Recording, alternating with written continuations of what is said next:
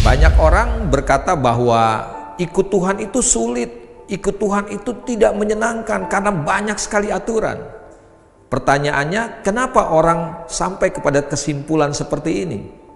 Jangan-jangan kesimpulan ini muncul karena begini, karena mereka menjadikan Tuhan itu hanya sebagai sesuatu yang mereka harapkan, sesuatu yang mereka butuhkan. Mereka tidak menganggap Tuhan itu sebagai seseorang atau sebagai pribadi yang mereka butuhkan.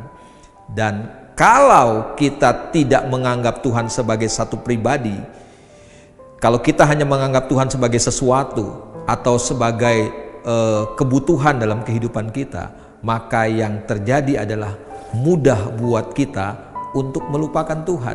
Seperti yang dialami oleh umat Tuhan, mereka datang kepada Tuhan dalam kesulitan, Tuhan tolong, dan kemudian mereka berbalik kepada Tuhan, mereka menyembah berhala. Saya mau katakan hari ini Bapak Ibu saudara kasih Tuhan, penting buat setiap kita menemukan one thing dalam hidup kita.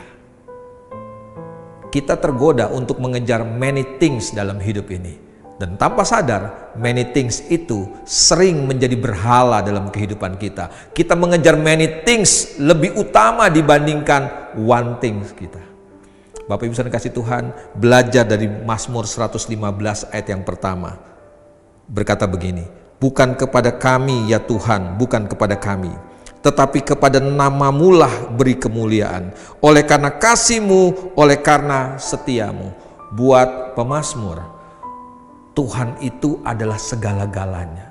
Tuhan itu adalah hal yang paling utama. Tuhan itu one thing, dan one thing ini tidak bisa dibandingkan dengan many things.